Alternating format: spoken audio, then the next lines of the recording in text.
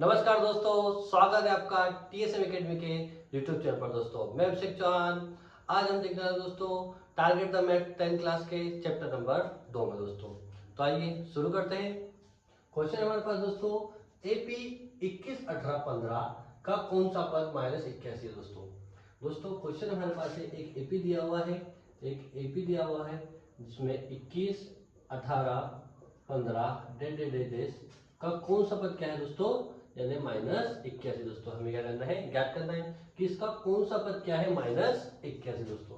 अब एपी दे रखा है 21, 18, 15 ऐसे ही निरंतर वो चलती रही और जिसका एक पद क्या है -81 है दोस्तों। तो दोस्तों ये क्वेश्चन एमपी बोर्ड में 2 नंबर पूछा जाते हैं इस टाइप के क्वेश्चन दोस्तों। इसे कहते हैं हम एपी को समांतर श्रेणी दोस्तों। समांतर श्रेणी यह अध्याय नंबर 7 है दोस्तों। आइए दोस्तों इसको हल कैसे करते हैं हम देखते हैं। इसको हल करने के लिए दोस्तों एक सूत्र होता है, जो होता है ए एन बराबर A plus N minus 1 into D दोस्तों। इसमें क्या क्या होता है दोस्तों, ध्यान दीजिए। ए एन मतलब होता है पदों का मान। जैसे हमें -81 कौन सा पद है पता करना है, यानी कि -81 क्या है, पदों का मान है दोस्तों। उसके बाद में होता है ए मतलब होता है दोस्तों प्रथम पद। क्या होता है दोस्तों, प्रथम पद। जैसे कि ये एक समांतर श्रेणी है, इससे प्रथम पद क्या है दोस्तों 21 है, तो ये क्या हो गया, हमारा प्रथम पद हो गया। उसके पश्चात देखिए दोस्तों एन मतलब होता है पदों की संख्या। जैसे कि हमारे पास -81 है, इसके हमें क्या करना है, संख्या ज्ञात करना है कि कौन सा पद है, यानी कि क्या हो जाएगा, जो ज्ञात करना हो गया पदों की संख्या हो गई, यानी -81 कौन सा पद है, तो ये क्या हो गया एन, यानी कि पदों की संख्या दोस्तों। उसके पश्चात देखिए डी मतलब होता है सारवांतर दोस्तों। क्या होता है, सारवांतर। जैसे कि कोई भी हमारे पास एक समांतर श्रेणी है जिसमें द्वितीय पद और प्रथम पद इन दोनों का अंतर, यानी द्वितीय पद माइनस प्रथम पद, इसे क्या कहते हैं हम, डी यानी कि सारवांतर दोस्तों। तो आइए दोस्तों ये समांतर श्रेणी में देखते हैं कि किसका मान क्या क्या है। अब ए एन अर्थात क्या होता है, पदों का मान। क्या होता है दोस्तों, पदों का मान। अब एन पदों का मान कितना है हमारे पास -81, और ये हमें क्या करना है, ये पदों की संख्या कितनी है। उसके बाद में ए दोस्तों, ए क्या होता है, प्रथम पद यानी कि समांतर श्रेणी में प्रथम पद क्या हमारे पास 21 है, तो ये प्रथम पद दोस्तों क्या हो गया, 21 हो गया। उसके पश्चात दोस्तों एन मतलब होता है पदों की संख्या, जो हमें ज्ञात करनी है, यानी कि हमें ज्ञात करना है। उसके बाद ध्यान दीजिए दोस्तों डी मतलब होता है सारवांतर, यानी कि द्वितीय पद। अब द्वितीय पद क्या हमारे पास 18 है, तो ये 18 माइनस प्रथम पद, ये माइनस, और प्रथम पद क्या है हमारे पास 21 है, तो ये 21 दोस्तों। यहाँ से डी का मान क्या निकलेगा दोस्तों, तो डी बराबर 18 में से 21 नहीं जाते, तो 21 में से 18 हटाएंगे, बचेंगे हमारे पास 3 दोस्तों। और बड़ी संख्या के आगे चिन्ह माइनस का है, तो क्या लगेगा, माइनस दोस्तों। ध्यान दीजिए दोस्तों, किसी भी बड़ी संख्या के आगे जो चिन्ह होता है वही चिन्ह यहाँ पर आता है दोस्तों। तो यहाँ से हमारे पास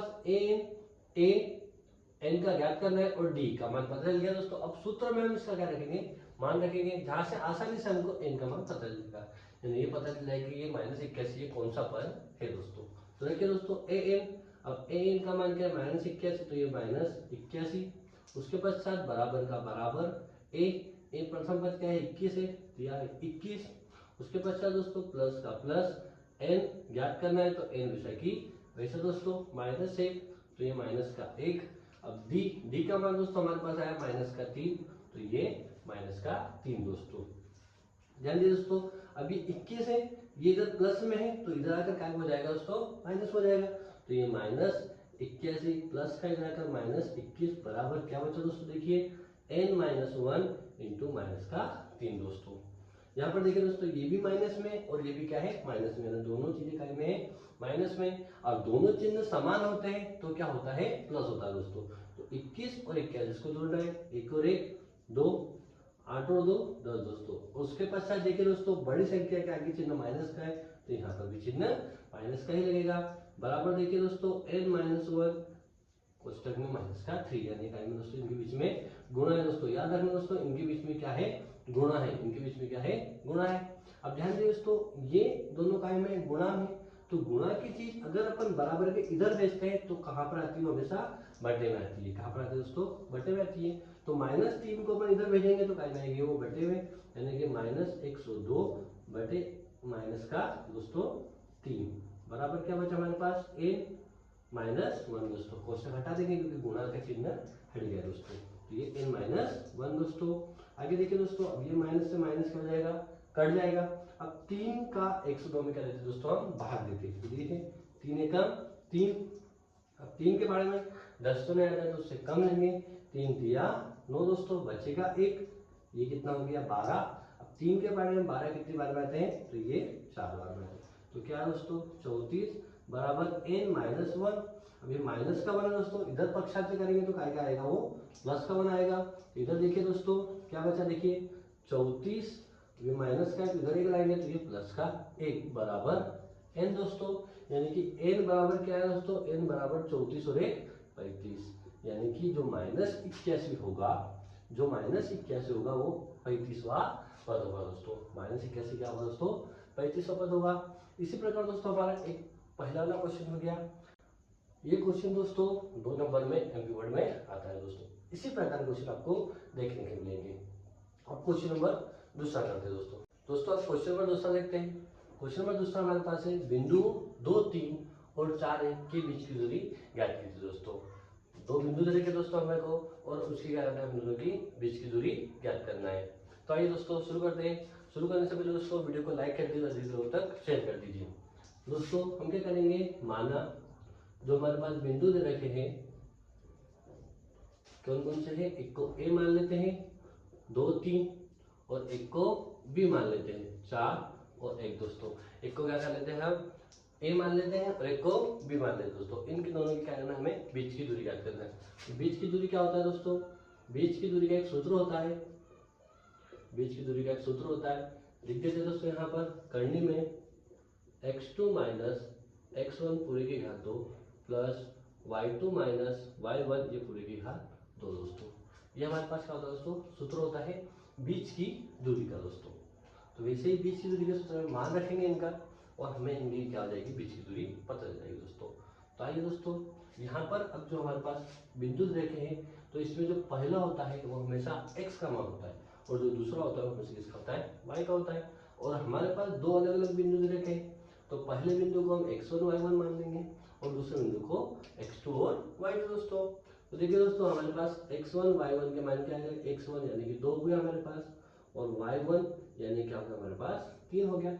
उसी प्रकार दोस्तों बिंदु दूसरे में देखिए, अब ये दूसरा बिंदु है तो इसे हम x2 बोलेंगे, तो x2 यानी कि 4 हो गया, और ये दूसरा बिंदु यानी कि y2 हो गया, y2 का मान क्या है दोस्तों, ये 1 हो गया।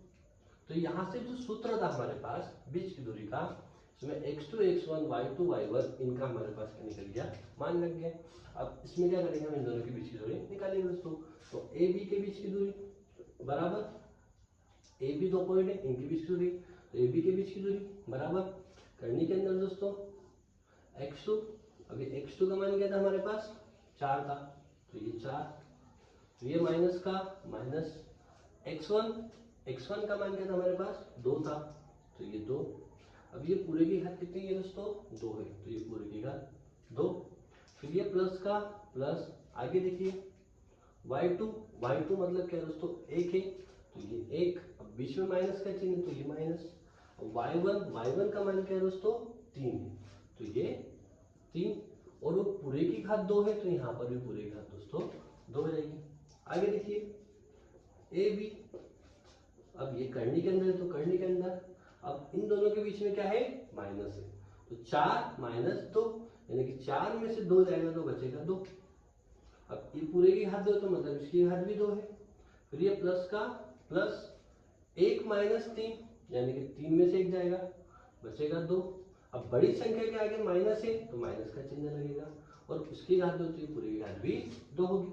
आगे देखिए ए बी बराबर 2 की घात 2 यानी 2 बार गुणा में है, 2 गुणा 2, वैसे ही प्लस कोष्टक के अंदर -2 की घात 2 यानी कि -2 भी 2 बार गुणा में है, तो -2 गुणा -2। आगे देखिए दोस्तों ए बी बराबर करनी के अंदर 2 का 2 में गुणा करेंगे, 2 दूनी 4, फिर प्लस का, अब माइनस का माइनस में गुणा होता है, देखना याद रखना दोस्तों कि माइनस का माइनस में गुणा होता है तो माइनस माइनस क्या हो जाता है, प्लस हो जाता है। नहीं हमारा माइनस माइनस क्या हो गया है, प्लस हो गया है। तो 2 का 2 में करेंगे, 2 दूनी 4। अब इन दोनों को जोड़ लेंगे। इधर देखते हैं दोस्तों, ए बी बराबर करनी के अंदर 4 और 4 जोड़ेंगे तो ये करनी में 8 हो जाएगा दोस्तों। अब दोस्तों ये काय में है, करनी के अंदर है। किसके अंदर है दोस्तों, ये करनी के अंदर है। तो करनी के अंदर की संख्या को हमें बाहर निकालना पड़ता है। तो बाहर निकालने के लिए हम क्या करते हैं, गुणनखंड करते हैं। तो देखिए दोस्तों 8 का गुणनखंड करते हैं। तो 8 जो है वो एक सम संख्या है, यानी 2 से बाहर जाएगा। तो 2 चौक 8, ये 4 से 2 दूनी 4 और 2 एक 2। तो 8 का हमने गुणनखंड किया है, तो क्या है 2 2 और 2। तो ये ए बी बराबर 8 का जो गुणनखंड किया उसमें क्या है 2 2 और ये 2 3 बार दोस्तों। अब करने के बाहर अगर संख्या को निकालना है तो 2 2 के जोड़े बनाने पड़ते हैं, यानी कि 1 2 का जोड़ा बन गया तो ये करने के बाहर निकल जाएगा, और यहाँ पर नहीं बना तो ये करने के अंदर रहेगा। तो देखिए दोस्तों किस प्रकार है, ए बी बराबर 2, ये बाहर निकल गया और अंदर में करने में 2 हो गया दोस्तों। तो ये ए बी बराबर 2 करनी 2 दोस्तों, ये क्या होगा हमारे पास आंसर हो गया दोस्तों। इसी प्रकार दोस्तों आज हमने आपको 2 अलग अलग तरीके के क्वेश्चन करने बताया जो एमपी बोर्ड 100% करने के साथ पूछता है दोस्तों। इसी प्रकार दोस्तों हमारे साथ बने रहिए, वीडियो को लाइक कीजिए, शेयर कीजिए, चैनल को सब्सक्राइब कीजिए। धन्यवाद दोस्तों।